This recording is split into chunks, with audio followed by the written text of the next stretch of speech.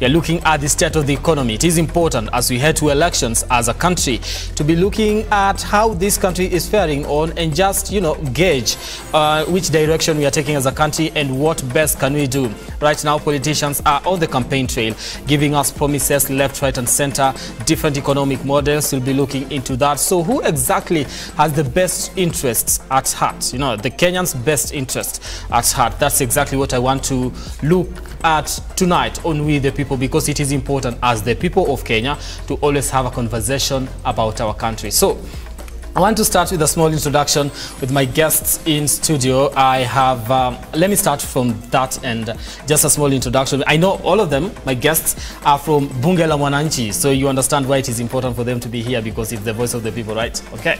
Now from that end, let's start with you. Thank you, Mr. Brian. Okay. As you have correctly put it, we are from Bunge la Mwananchi. My name is Samuel Kanja, and I'm the majority leader. Majority leader, Bunge la Mwananchi. Okay. And that goes with the doctrine of the Constitution, extracted from Article 108 of the Constitution, about representation. Awesome, awesome. Now let's talk. We will be getting details deep down into that. And just next to you. Thank you very much for having us tonight.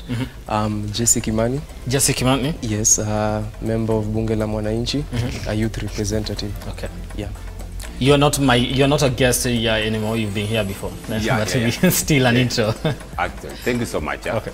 My name is Omondi Okongo, from Bunge la Mwananchi. I'm also the coordinator. In Bunge la Mwananchi structure, I'm the Prime Minister. You're the Prime Minister. I'm their boss. Okay. Yes. Okay, all that said, now let's look at the state of the economy right now. From where you sit, I'd just like to pick your minds on what you're seeing and where we are heading as a country. Where are we? Let me start with you, Kimani. Well, as you put it before we started the interview, you're saying that a lot of Kenyans are complaining on the high cost of food, the high cost of fuel. So we are not really at a good position, considering that we are coming from a heavy period where we dealt with COVID-19. We have still not yet said goodbye to COVID-19. We've had several international factors that are affecting us, from the Ukraine and Russia war. So we are not at a particularly good position as a nation. Okay. Yeah. Okongo, let me come to you. Yeah. The state of the economy right now, the rising cost of living, people are crying left, right and center. How do you look at it? And when you look at it, what does that tell you about your country? I'm so worried as just a citizen, like the other said. But there is a factor that has contributed towards this thing. One, the state of the economy, the world globally. Then the global warming that has affected the agricultural industry, whereby we cannot produce enough food for us. But as I foresee, because I'm also a politician, we are just remaining with 42 days, then things will be sorted. I trust Raila Amolo Odinga because of his policy towards the development of that sustainable economy. So we are good to go. There's no hurry for us to panic. We are good to go. 42 days to the elections, you believe, does it have to get to this particular moment where we are heading to an election for us to be looking at how to solve a problem that we could have probably looked at a long-lasting solution that we would have dealt with it? Thank you, Brian. And when we are talking about the economy of this country and where we are today, we must all have to agree, both the political divide, that this is not just a national problem, not even a regional. It's now a global problem. We have a lot of factors contributing to the same. One is the environmental changes, the climate. We have been expecting long rains. Right now, the rains has already gone. We have, when we are driving the economy, we always put a lot of emphasis on what we call the energy. And 90% of, almost 100% of our energy is imported. We import energy to drive our economy. The other issue is the natural calamity that came across as far as the issues to do with the coronavirus is concerned. And you know that when the corona hit, that's almost 2.5 years ago, the issue of raising taxes drastically came down. So we have a lot of factors contributing to the same.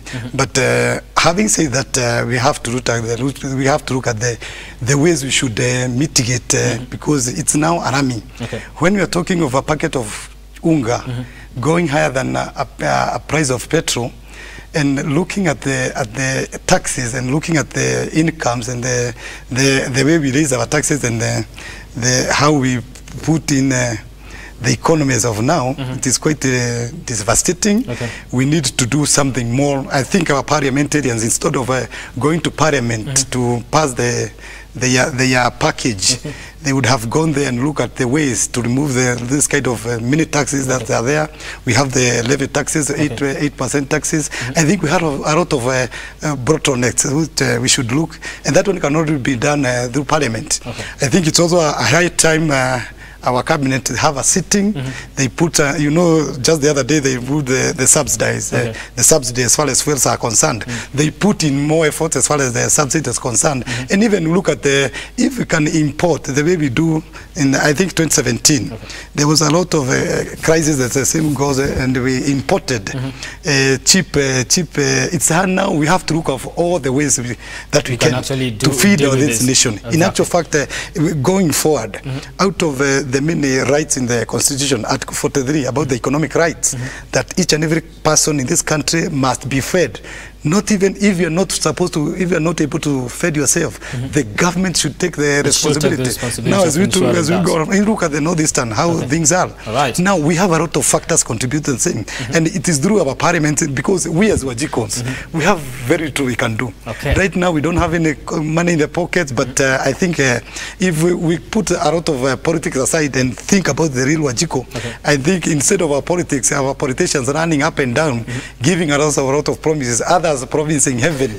And yet we are going to get into the promises that they're giving the country. So, let me come to you, Kimani. You feel you are a politician, because you're saying the government needs to protect its people. It is your right, it is your right to be fed in this country, not to go hungry in this country. It is in the Constitution that it is you have a right. The government has the responsibility of ensuring you as a citizen doesn't have to suffer. But as we just, you know, the parliament, we broke parliament just the other day, and these are things that should have been done there, but they seem not to have been done. Do you feel like you've been let down by, you know, this government? Yes, I feel like I've been let down by this government, and I feel that also it is very sad for us to see politicians on the campaign trail. Like just before this interview, we had a certain politician in Garissa telling people that for unga to enda chini, for mafuta to enda chini, we have to elect Raila and Martha Karua. I think this is blackmailing Kenyans, because Raila Amolo Odinga is very close to the president. He can just talk to the president, and the president can find a solution to this or mitigate this issue. This is blackmailing Kenyans, telling them you should vote for person X so that food prices can go low. He's selling, somebody could argue that he's selling hope to them, because it's a time when people are looking for a solution. People are looking for somebody who is at least going to give them hope when it comes to the future. That could be an argument. But this is whatever they're promising is something they can do right now, because the government, as we speak, belongs to Azimio. All right. All Kenyans have seen that the deputy president has clearly been sidelined. Okay. All right, let's get into that, because now you've gotten me to that particular part of the discussion where we wanted to look at. Now, which politician exactly has the best interest of the Kenyans at heart when it comes to matters economy? The Azimio side is promising, if you elect Baba, and Mama, you're going to get, unga itaenda chini, mafuta itaenda chini, and all those things. Mambo economy, it's not something that Kenyans will have to be worried about, but it's something he doesn't agree with. He said it's blackmail. Yeah, but first I want to correct my friend, because, you know, he's behaving as if he's new in Jerusalem.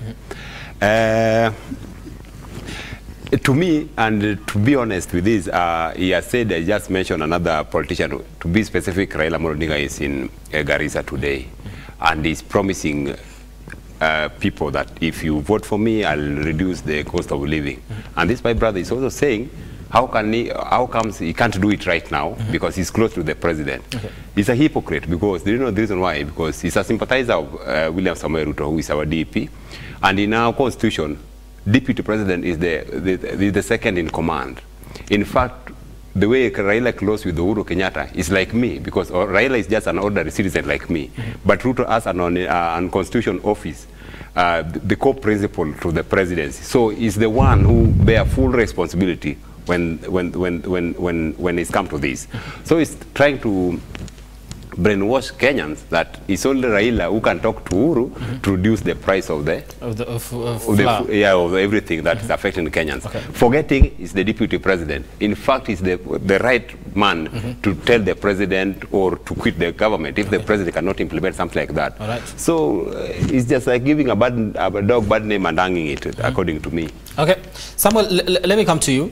Before we get into now the manifestos of these political leaders and what they are offering the people of this country, these two are raising some, debate on who exactly is close to the president and can advise the president. One, he argues Raila Odinga is in government. The Azimio coalition is in government. President Uhuru Kenyatta is actually chairs that the Azimio coalition itself. He argues here that a deputy president is the right person to actually talk to the president. He is in government. He was elected. He's still the deputy president of this country. Who exactly is this close to power that can actually bring about change? Thank you, Mr. Brian. You know, sometimes it's bad to be so much hypocritical on the issues. Because when we talk of the 2010 Constitution, the structures and the doctrines of the Constitution is well analyzed in the Constitution. If you go to chapter 9 of the Constitution, it talks about the executive. When we are talking about the executive, the 2010 Constitution did away with the issues to do with the opposition leader. And when we are talking about the structures of the government, the deputy president is the principal assistant and the advisor to the president. If you read Article 148 of the Constitution, it is well analyzed who is supposed to take the charge. So this issue of stating us that somebody has been sidelined and yet he is still drawing salary from the taxpayers' money. You look and have you ever seen His Excellency Raila Amolo Odinga seated in cabinet? Who are the policy makers? The person who should be advising the president. In actual fact, when you are talking about the economic, the issues of the economy, the high cost of living, it is then the deputy president who sits as the chair of the budget committee as far as the distribution of resources is concerned. He met those people, the issues to do with the Senate and the Parliament, who are in the budget committee at his residential home in Karen. So when we are talking about advising the president, it's not about advising the president, it's about the policies you are coming in, the kind of bills, the kind of legislative proposals you are taking to the Parliament as the government. And as of now, it is sad to my brother here that he doesn't know that His Excellency the Prime Minister is not in the government. Okay. Right now as we talk. And until the next 45 days or so, the principal assistant to the president under the Constitution is none other than William Samoei Ruto. Now coming here to tell us that he was sidelined. What about the salary? Is he still doing the salary? Yes. So how can you be sidelined, yet you are still drawing the salary, yet you are still in the office? All right. This is the highest degree of hypocrisy. You want to run into that and comment on that? Yes. He can't rebut to anything there. It's in the Constitution. How can you rebut to something which is in the Constitution? Okay, give him a chance. Give him a chance to talk about it. Okay, you know, my friends here are taking a position that is actually very funny in front of live TV. Because they do not want to accept the simple fact that ever since the handshake in March 9th, 2018, the handshake agenda, the government agenda has been pursued by the two handshake brothers. We started with the BBI. It was pursued by these two individuals. That's the president and the former prime minister. We went to the issue of the Huduma number. So whenever it favors them, they are together. They call each other my older brother and my younger brother.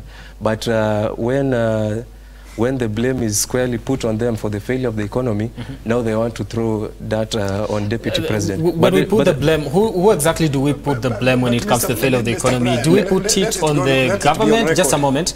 Do we put it on the government or do we put it on, because when we look at it logically and constitutionally, would say this government belongs to these particular people, that is Uhuru Kenyatta and William Ruto. And if you're going to blame anybody, then we blame the people that are in government. How can we shift blame again and say we are going to blame somebody that is not in government? No, Deputy President William Samoei Ruto is the deputy president on paper. But actually, from 2019, there was an executive order given by the president that took away a lot of his powers and shifted them to Dr. Fred Matiang'i. Yes. So a lot of his functions were shifted to another office, and he's not even been included in cabinet meetings until recently. And in fact, he was invited to a cabinet meeting when it was about to end. And I mean, those cabinet meetings have not been happening. That's the thing. Yes, and it was it is the prerogative of the president. In fact, it is a failure on the president. Thank you for, in fact, bringing up that point. It is a failure on the president for not calling these cabinet meetings, and I believe that is why we are facing this crisis. Okay. But we believe... just a minute, Mr. Brian. You see, my friend is really struggling to explain nothing, and that's why he is taking too much time to say nothing.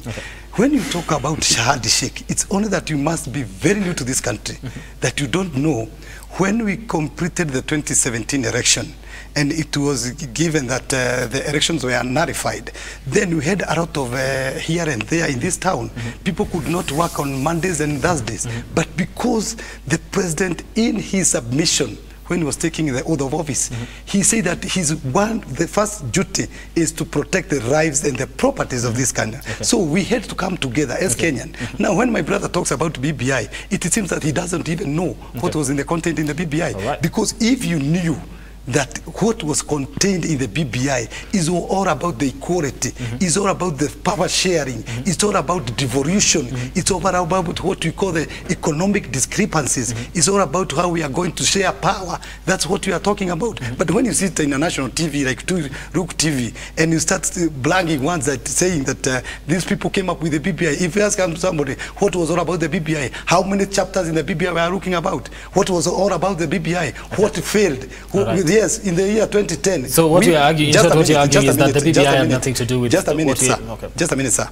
In the 2010 constitution, when we passed the 2010 constitution, we said that this constitution is 80% correct. But this 20%, we are going to look at it after sometimes. The only after sometimes that we could have look at the constitution is after 8 years.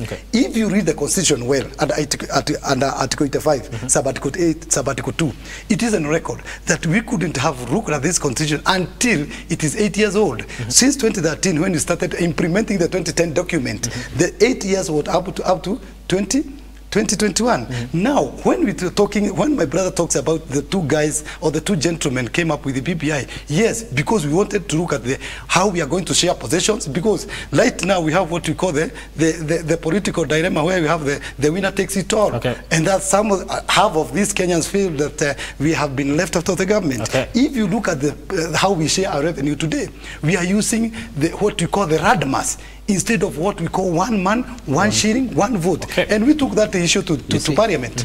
Under Article 217, it failed 17 times. Under Kenyatta, my brother doesn't know those things because he's just talking about things that he cannot understand. That's why we said, let's come back to this constitution under Article 10. We look at all these issues, that we come up a framework that each and every Kenyan will feel accommodated to this Kenya. But when my brother talks about the Shahadi Sheikh, he doesn't know that we were not working. When my brother talks about BPI, he don't have the touch of the same. I want to bring don't talk things that you don't do. Brian, you see what is the minority, and it's the other way around. So these guys should be protected so that we include to Kenya more. Yes, to be educated. Yes. So to me, I totally agree with him, but my agreement with him is more logical because he's saying the government is not functioning well because Raila Odinga has checked into in the government. I totally agree with him if that it is for the PR.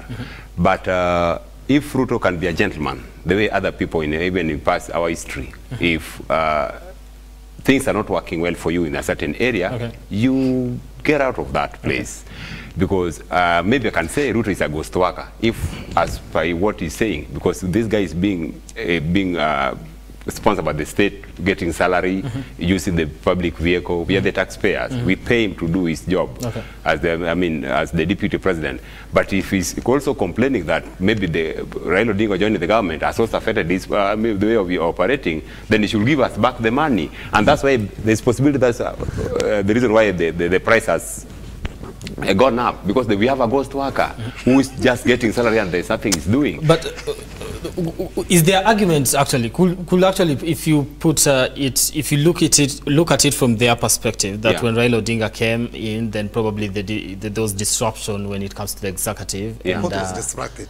The relationship between the deputy president and his president, you know, Brian, went sour. Raila Odinga just brought peace. Working together for them then became a little bit hard. Yeah, like you know what we needed as a Kenya, what we needed from Raila Odinga or from Uhuru Kenyatta or William Samoei Ruto to just bring us peace so that we can operate. So the handshake was just merely about peace. Peace, unless they have to tell us something. Brian, let us go back into time and study our history. This is not the first handshake. These are the people who say they don't want history. No, I have personally never said I don't like history. Okay. I just like, when you talk about history, also talk about the current issues. Okay. Please be relevant. Don't just tell us stories about 1969. Tell us how they affect our lives today. Okay. So when we go back in history, this is not the first handshake. Well, the handshake between Uhuru Kenyatta and Raila Odinga was not the first handshake that Uhuru Kenyatta did. Uhuru Kenyatta did a handshake back in 2012 with William Samoei Ruto, and that handshake led them to forming the TNA-URP government at that time. So our question as members of Kenya Kwanza was, why did Uhuru Kenyatta have another handshake with Raila Amolo Odinga? And then why did he have to break the previous handshake to have this new handshake? If you're a leader, unite people from all divides. You do not need to break, to break one bridge from records that we've seen, I think I'll be a devil's advocate here. I think there's a time he said when he went to do the handshake, he actually informed his deputy and he was okay with this. So he knew it's not like something that was done. His deputy was okay with the handshake, but we did not know the handshake was brought about to bring issues of changing the constitution, bringing the referendum. We were not told the handshake was to bring all these issues. If we looked at what they said that particular time, and they said we had discussed, we sat down and discussed and say we have a 9-point agenda, things that we want to achieve. We could actually tell like some of these things that if you need to achieve, then probably you have to look at the constitution itself. Let me come to you. Thank you. Let me come to you and just look at now the economic model that we have in the countries and the economic agenda that people are promising, because there's Pesa Mfukoni, you are going to look at the Juakali, there's the bottom-up economic model, economy near Mama Mboga and all that. You're going to be looking into that. The Azimio side, both the Azimio side and the Kenya Kwanza side, and also we have the Roots Party side, which is looking at a different kind of way of dealing with this with these issues. But when you look at these presidential candidates, which one do you feel resonates to you as a Kenyan, and which model that is going to be looking at the economy and offering a solution to Kenyans do you feel like is actually tangible? Yes, to me, I agree with the first option, the first manifesto that was launched in this country for this election, that of Raila Amolo Odinga. Because Raila Odinga, his manifesto is line or channel even for the ambition of the Kenya 2030 vision.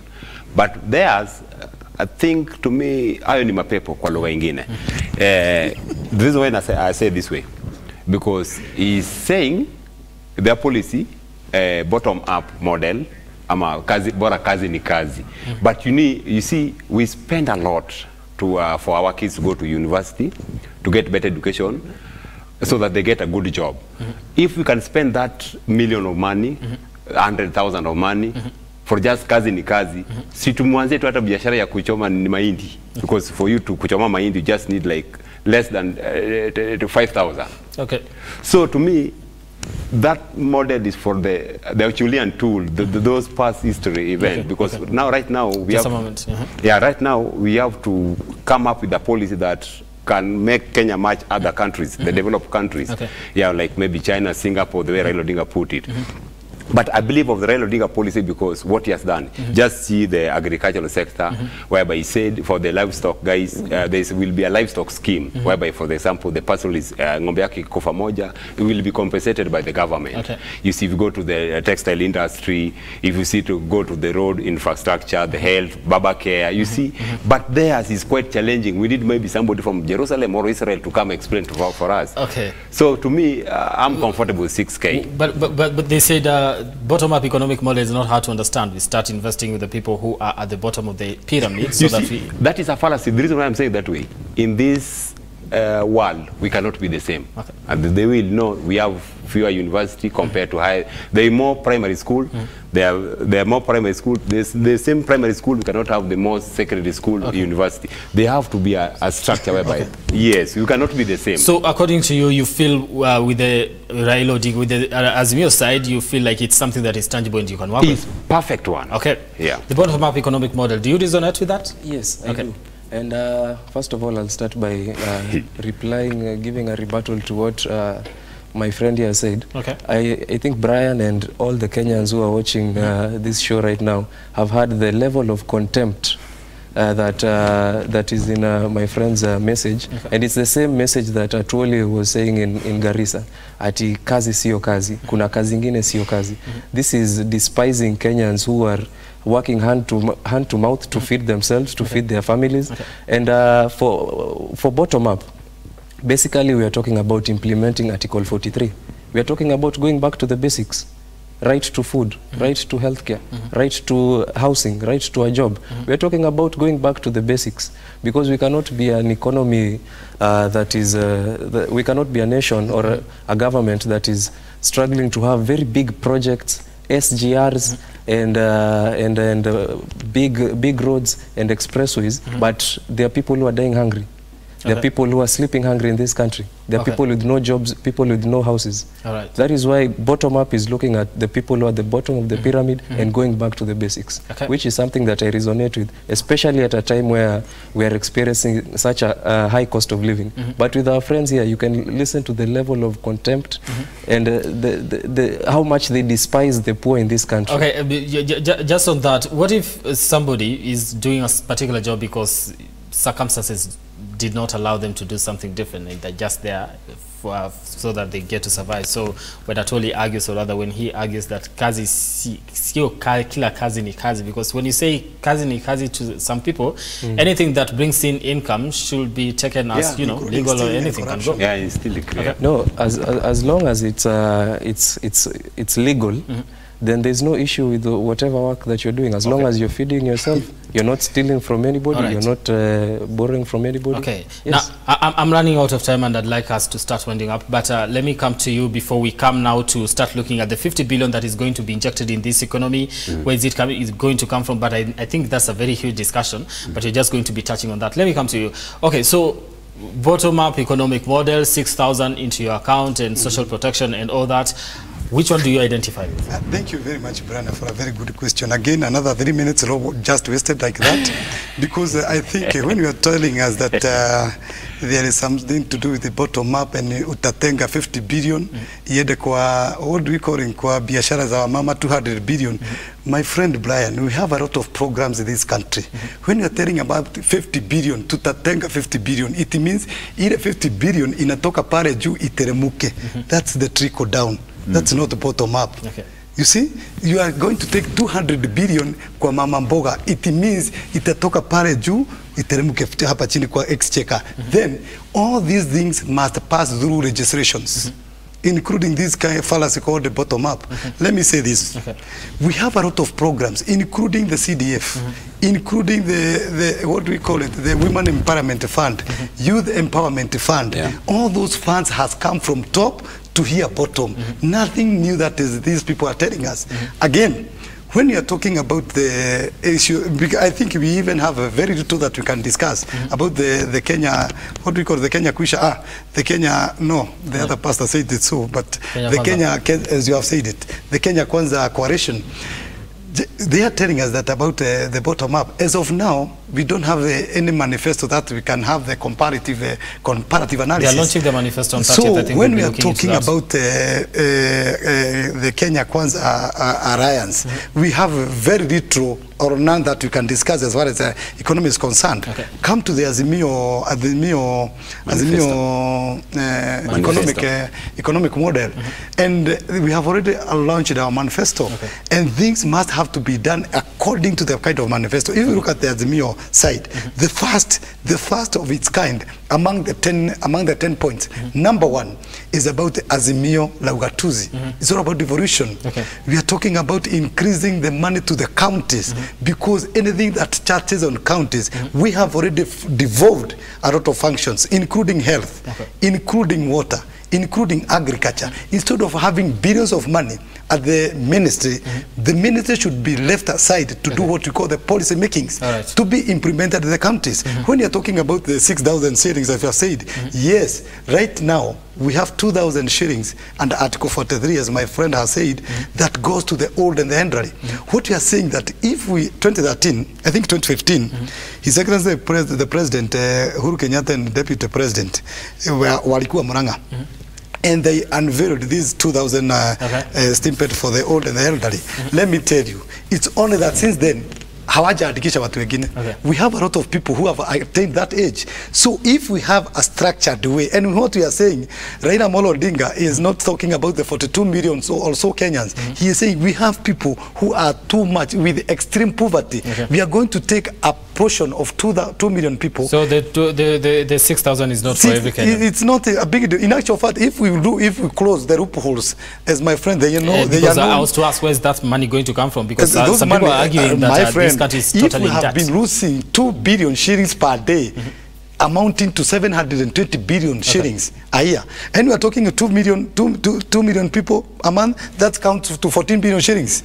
That's only 14 billion shillings. Again, if we are going to have a structured way and policy making, and on the top of that, if we are going to elect people with integrity, people who can take this country to the next level, people who are full of brains and knowledge of how to are going to implement the 10 points agenda as far as Azimio is concerned, this country will go far. All right. It is that simple. Okay. Now, yes. I think you answered the question that I was supposed to ask next, because I'm running out of time. I think I have a minute or so. Okay, I'm being informed I'm out of time. But listen, just a few seconds here as I wind up. When we go to this election, as Kenyans, what are we supposed, we the people, what are we supposed to be looking at, and how do we gauge that this is the right leader that has the interest that are going to be touching, at, or rather my interest at heart? Let me start with just a few seconds. First, let's go with this election. Comparing you should have the 4 candidates that we are going to provide. I mean, are going to contest for the presidential. Leadership in our country. Let's see what they have. A good manifesto for us. A leader who is for prosperity for our country. A leader with integrity and trust. A leader who is, I can say, maybe spiritually motivated, or with somebody with the God-fearing man, so that we promote peace for the prosperity of our country. Okay, all right. Kimani, let me come to you. As your final comments, should we get somebody who is looking at probably, selling bank for us to pay debts and all that? Well, not really. Considering that we are a nation whose majority is Christian, I wouldn't really want to get into the bank topic. But we should look at leaders who will address the high cost of living, the cost of doing business in this country, and the cost of farming. And we should also shun leaders who propagate chaos, like what we've seen with our friends. Wherever they go, they are propagating politics of totally chaos. Shun away from that. Shun these politicians who are promoting chaos, and focus on politicians who want to revive the economy of this nation. Okay. 30 seconds, Samuel. Yes, sir. Okay. Thank you. I just want to correct my brother here, because there's nothing but like lack of knowledge. What you see in Garissa and Moyale, that was a rock of politics. All right. Now, your final comments. What leaders should be elected? Just people fighting to be in Azimio, because they know this is the best place to be. I want to say this as my final comments, that we have 2 sets of people in this country heading to, within the next 43 days, we have a group full of conscious, those people who want to see this country moving forward. We have another group full of what we call, I may look for better luck or for better for lack of better word, we may call them hardcore, and I may lack of the word, because we cannot be stagnant. When we are talking about changing or looking for somebody who will propel this economy forward, we all know when Raila Amolo Odinga is about to do something great to this country, we must have some sort of rebellion. When he was talking about the constitution, the same guys said it's not good. Right now, we are in the same constitution, which we are now proud of. So I think, and one thing is my final comment, I want to tell Kenyans, even on 10th, we will still be Kenyans. So let's engage, let's discuss, let's look for people who are going to put this country to another level, not the people who are just giving us things that are not even, cannot be accounted for.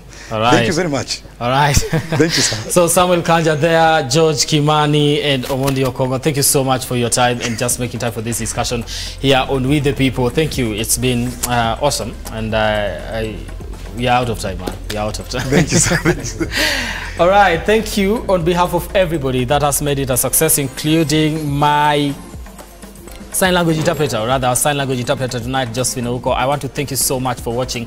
Let's do this again next time. My guests are from Bunge la Mwananchi. All right. See you next Monday.